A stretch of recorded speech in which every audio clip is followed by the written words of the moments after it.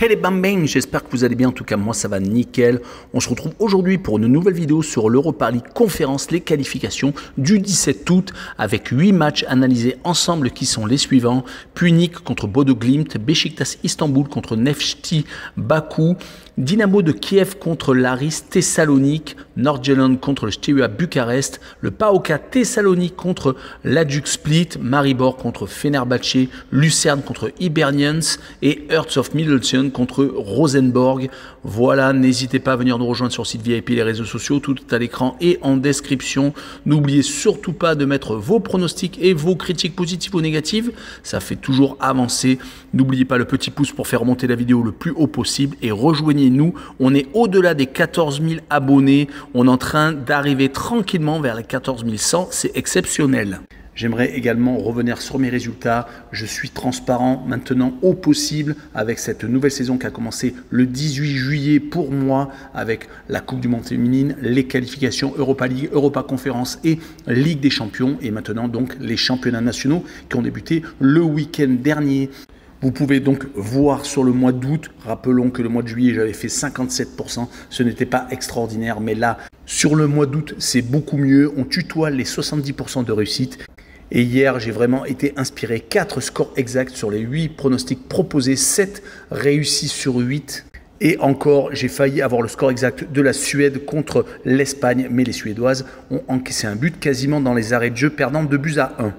Allez, attaquons avec la première rencontre, Punic contre Bodo Glimt. Punic s'est incliné 3-0 en Norvège. Les Arméniens ont vraiment eu un mal énormissime alors qu'ils restaient sur 4 matchs sans défaite, toutes compétitions confondues. Ils avaient éliminé au tour précédent Kalmar, une équipe suédoise. Ils arrivaient vraiment gonflés à bloc et malheureusement ça a été un naufrage, une défaite nette et sans bavure. Ils viennent d'attaquer leur championnat par une victoire et un match nul, donc ce n'est pas ridicule du tout. Du côté de Bodo Glimt, par contre, ils sont premiers de leur championnat à égalité avec Viking.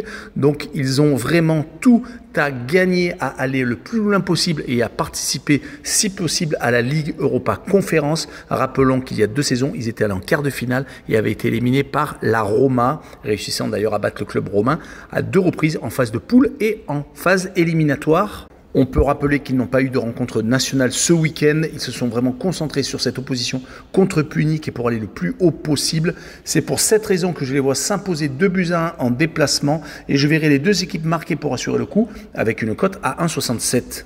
On poursuit avec le Beşiktaş Istanbul contre Neftchi Bakou, le club d'Azerbaïdjan. Le club turc est en très grande forme. Au match aller, ils se sont imposés 3-1 à l'extérieur et ils restent sur toute compétition confondue 5 victoires. Ils avaient au tour précédent éliminé le club de Tirana, réussissant à gagner à l'aller et au retour. Ils avaient fait une campagne de préparation assez intéressante, battant notamment le club de Strasbourg et ils viennent d'attaquer leur championnat par une victoire, s'imposant 1-0 à l'extérieur. Du côté du club d'Azerbaïdjan, par contre, une seule victoire sur les 5 derniers matchs, toutes compétitions confondues, c'était au tour précédent, réussissant à s'imposer contre une équipe de Bosnie-Herzégovine au match retour, après avoir fait match nul au match aller. Ils ont par contre en championnat commencé par un match nul et une défaite. Je verrai donc une victoire du Beşiktaş Istanbul assez facile, 3-0 et les Turcs marquaient le plus de 2 buts sur le match, une cote à 1,57.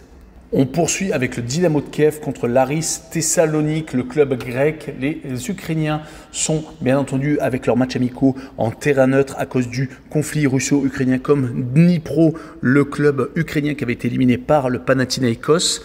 En qualification pour la Champions League, le Dynamo de Kiev s'est incliné également lors du match aller 1-0 d'une courte tête. Il restait pourtant sur des matchs assez intéressants. 2 rencontres consécutives en championnat qui les placent d'ailleurs en tête avec 6 points. Ils avaient marqué à chaque fois 4 buts, donc une attaque qui était loin d'être en berne. Mais l'Aris Thessalonique, de son côté, est très solide quand elle reçoit. Elle a gagné 2 fois consécutivement 1-0, à chaque fois en qualification pour l'Europa League Conférence. Ils ont fait des matchs où il n'y a pas eu beaucoup de buts en préparation, perdant contre le CSKA Sofia et contre Plovdiv, à chaque fois sur des marques de 1 ou de 2-0. C'est pour cette raison que je vois une victoire courte du Dynamo de Kiev, 1-0 et je verrai le moins de 2,5 buts sur le match et une cote à 1,69. La rencontre suivante est Nordjylland, le club danois, contre le STEA Bucarest, le club roumain. Nordjylland ne perd pas ces derniers temps. 4 victoires et un match nul, toutes compétitions confondues. En championnat, ils sont en tête avec 4 victoires sur les 4 rencontres disputées.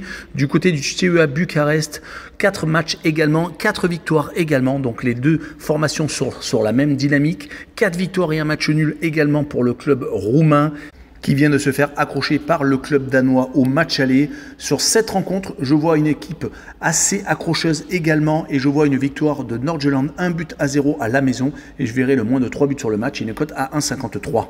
On enchaîne avec le PAOK Thessalonique contre l'Hajduk Split, le club croate. Les Grecs sont sur une série plutôt convenable, 2 victoires, 2 matchs nuls et une seule défaite. C'était un match amical. Depuis la reprise de la compétition, ils n'ont pas encore attaqué leur championnat national, mais lors des qualifications pour cette Ligue Europa Conférence, ils ont éliminé le Beitar Jérusalem, le club israélien, s'imposant à l'extérieur après avoir fait 0-0 à la maison. Là, ils viennent de faire 0-0 contre le club croate.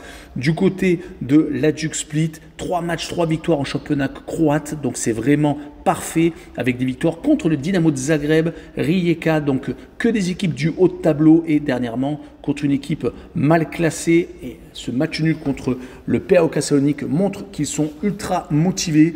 Et sur cette rencontre, je les vois faire quand même match nul entre deux équipes qui sont, à mon avis, en bonne forme actuelle. Et je verrai le Home No Bet et le match nul rembourser 6 victoires du PAOK à la maison.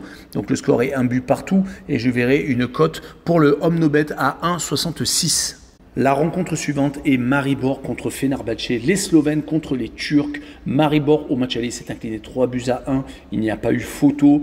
Pourtant Maribor ces derniers temps c'était assez intéressant, que des victoires à domicile et un match nul au tour précédent contre le club luxembourgeois de Differdange. Certes, ce n'est pas des grosses victoires, mais à la maison, ils ont tendance à se faire respecter. Leur championnat a commencé, 3 matchs, 3 victoires, ils sont premiers, donc vraiment que du positif. Mais du côté de Fenerbahçe, c'est également du solide. Une victoire lors de la première rencontre à la maison contre Gaziantep, mais ils avaient juste avant gagné toutes leurs rencontres, que ce soit des matchs amicaux, voire des qualifications pour la Ligue Europa Conférence. Ils avaient dû éliminer le club moldave de Kishinev juste avant, mais à chaque fois des victoires sans coup férir. Sur cette rencontre, je vois bien quand même Fenerbahçe s'imposer 2-1 à l'extérieur et je verrai le Fener marquer le plus de 1,5 but sur le match et une cote à 1,60. L'avant-dernière rencontre est Lucerne contre Hibernian, le club écossais qui se déplace chez le club suisse. Au match aller, 3-1 pour le club d'Hibernian qui a fait vraiment la différence. Pourtant, les résultats sont en dents de scie actuellement, 3 défaites et seulement 2 victoires, mais les 2 victoires ont toutes été acquises à la maison. Ils n'ont pour l'instant pas encore gagné lors de la reprise du championnat écossais avec 2 défaites lors des 2 premiers matchs officiels. Heureusement que la Ligue Europa Conférence leur fait remonter la statistique de victoire. Mais du côté de Lucerne, il y a vraiment une revanche à prendre. Ils ont commencé moyennement le championnat helvète avec seulement 5 points récoltés sur 4 rencontres disputées. Ils viennent tout de même d'accrocher les Young Boys de Berne, le champion en titre actuel.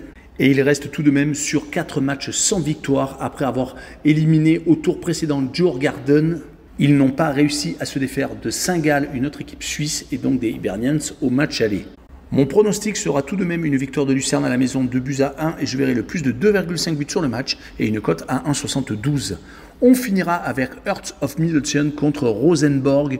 Le club écossais vient d'attaquer son championnat et ils sont actuellement à une 3e place avec 4 points récoltés sur 2 rencontres disputées. Au match aller, ils se sont inclinés 2-1 à Rosenborg, réussissant à réduire l'écart en fin de rencontre. Leur bilan actuel est assez moyen, 2 victoires, 2 défaites et un seul match nul, c'était ce week-end en championnat contre Kilmarnock. Du côté de Rosenborg, c'est beaucoup mieux, 7 matchs sans défaite, toutes compétitions confondues.